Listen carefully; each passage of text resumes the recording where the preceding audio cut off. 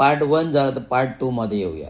मी आता माझ्या बेडरूममधून बाहेर आलो आणि बाहेर आल्यानंतर मी जे काय विचार सकाळच्या पहाटेमध्ये माझ्या डोक्यामध्ये येतात ते मी बोलून दाखवतो लाईव्हवरती, की 4 लोकांना कळू द्या.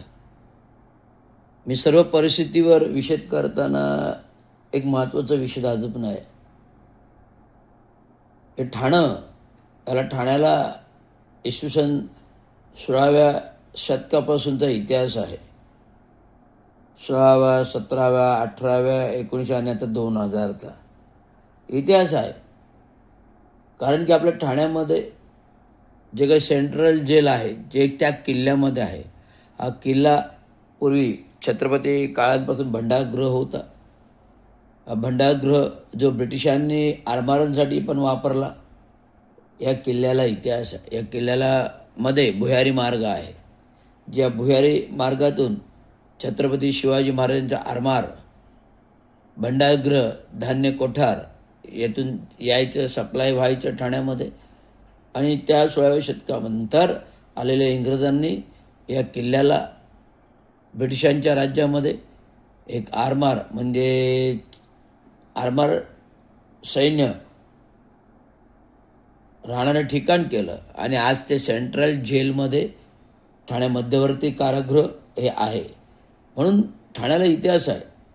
आणि या ठाण्याच्या इतिहासामध्ये आज आपण वर्तमान स्थितीमध्ये जे काही विधानं केली, या ठाण्याला जो इतिहास लाभला, पार पूर्वजांपासून लाभला.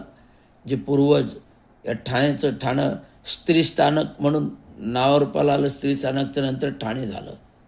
अशा प्रकारचा स्त्री स्थानकचं ठाणे इतिहास पार ब्रिटिश काळामध्ये गौरवताना. आणि या 1930 35 आणि 1960 आमचे दिवंगत कामगार ते वडील ज्यावेळेस युवा पिढीतून तरुण्यात आले आणि जेव्हा स्वतःला सफाई कामगार म्हणून नोकरी या ग्रामपंचायत, नगरपरिषद, नगरपालिकेमध्ये लागले, स्वतःला घडत अनेकांशी संपर्क आला. कामगार युनियनशी संपर्क आला, मधु जोशीशी संपर्क आला, जॉर्ज फर्नांडिसशी संपर्क आला आणि कामगार नेते युनियन लीडर झाले. आणि हे घडवताना ग्रामपंचायत, नगरपरिषद, नगरपालिकेपासून महानगरपालिकेपर्यंत लोकांना गावाच्या गावाखेडे आणले. कोणाला नगरपरिषद असताना नगरपालिका काय आहे कोणाला माहीत नव्हतं. लोक सफाई कामगारमधून नोकरी लागायलाही तयार नव्हतं. वडिलांनी काय केलं, गावखेड्यातून गावावरून शेती करणाऱ्या लोकांना शहरामध्ये आणले, नोकऱ्या दिल्या, कामधंदे दिले.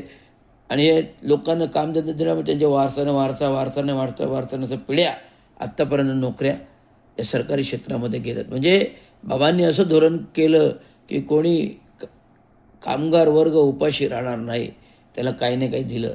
त्यांच्यासाठी बँक उभारली. 70च्या दशकामध्ये बाबांनी बँक उभारली. त्या काळच्या मुख्यमंत्र्यांच्या हस्ते बाबांनी उद्घाटन करून घेतलं. Municipal credit cooperative society Thane जिल्हा कलेक्टर कडवा लेनच्या बाजूला आहे. आणि आता ते इमारतीचं काम आपल्याकडे आहे.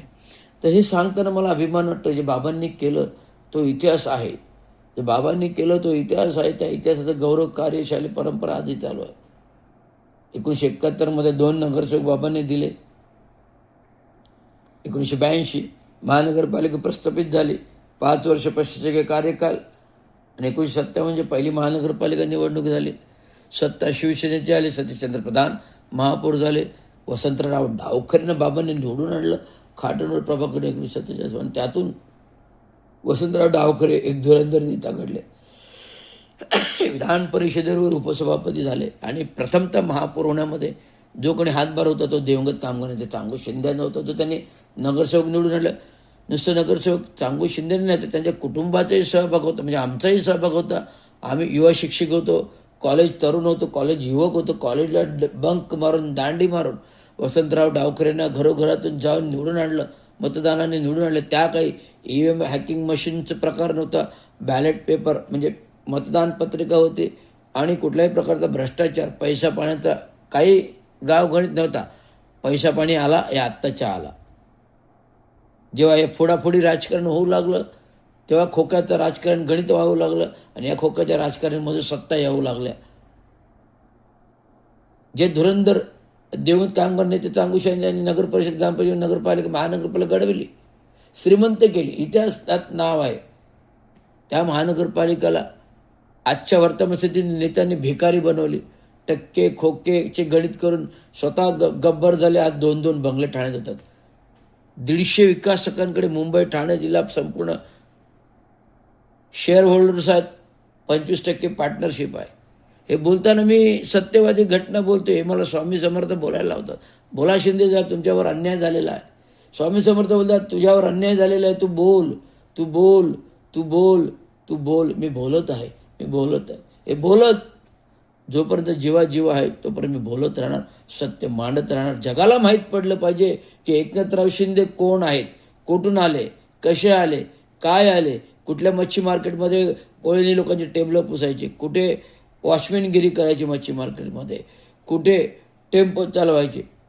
जो व्यक्ती माझ्या लग्नामध्ये धर्मवीरांकडे सोबत कार्यकर्त्यामध्ये भेटायला आला, लाईनीमध्ये उभा होता मला भेटण्यामध्ये, ते आज राज्याचे मुख्यमंत्री झाले आणि ते राज्याचे उपमुख्यमंत्री आहे, पालकमध्ये. केवळ सत्तेमुळे हे सर्व घडत आहेत.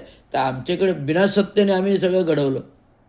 दिवंगत कामगार नेते चांगू शिंदे यांनी कुठलीही सत्ता नाही, कुठल्याही राजकीय स्थिती, एवढं दुसऱ्यांना राजकारणी नेत्यांना बनवलं. वसंतराव डावरकर नेता धुरंधर बनवला.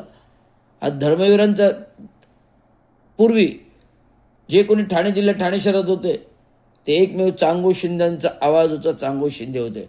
धर्मवीर हे 80च्या दशकानंतरचे आले आणि आले तर आले. धर्मवीर पदवी पदच्चर कोणी गेले तर विजय नाटेकरसारखा खून केला, रिक्षामध्ये मारलं, त्याचे उदाहरण आधी जिवंत आहे.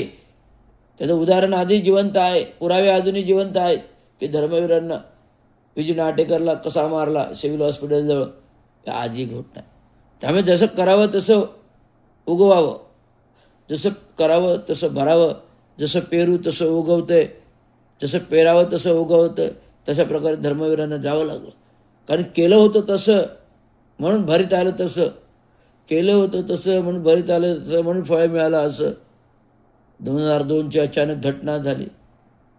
धर्मवीर आपल्यातून निघून गेले. रेमंडची दरादरा वाजली. रेमंड हॉस्पिटल नेस्तनाबूत झालं. आज रेमंड संकुलन मोठं होतं आहे. आज ठाणे महानगरपालिका पाहून त्याच्यावरच टक्के खाले. मी सांगायची घटना म्हणजे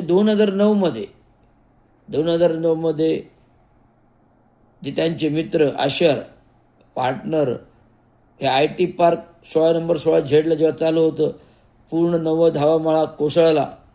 90 हवामाळा कोसळला. आमदार पालकमंत्री एकनाथराव शिंदे यांनी हे प्रकरण दाबलं. धुरंधर टाळूवरचं लोणी खाल्लं. जवळजवळ 25 कामगार मृत्युमुखी पडले. परंतु हे प्रकरण ना पेपरमध्ये आलं, ना पेपरमध्ये घातलं, ना न्यूज मीडियामध्ये आलं. एकदाच बातमी आली असेल. तसंच दोस्तीविहारच्या संकुलाच्या नाल्याच्या मागे जी झोपडपट्टी होती त्याच्यावर संरक्षक भिंत पडली. 10 घरं बेरचिराक झाली. 10 जण मृत्युमुखी पडली. ते प्रकरणही दाबलं. पालकमंत्री असताना ते प्रकरण ना कुठे बातमी आली, ना कुठे वाच्यता झाले. परंतु या सर्व गोष्टीचा जो का टाळूवरचं मेलेल्या लोकांचं टाळूवरचं लोणं होतं ते आमच्या पोटात गेलं आणि आम्ही एक मोठे नेते झालो आणि राज्याच्या मुख्यमंत्री पदावर जाऊन बोललो. जो माणूस एकनाथराव शिंदे माझ्या लग्नामध्ये लाईनीमध्ये उभा होता ढगळम पगम शर्ट घालून, तो आज राज्याचा मुख्यमंत्री उपमुख्यमंत्री आहे. त्याचे फोटो आहेत माझ्याकडे अल्बममध्ये. एकनाथराव शिंदे मला भेटायला आले, धर्मवीर साहेब आले भेटायला. का आले? कारण तसा इतिहास आहे, घडवलेला आहे मी.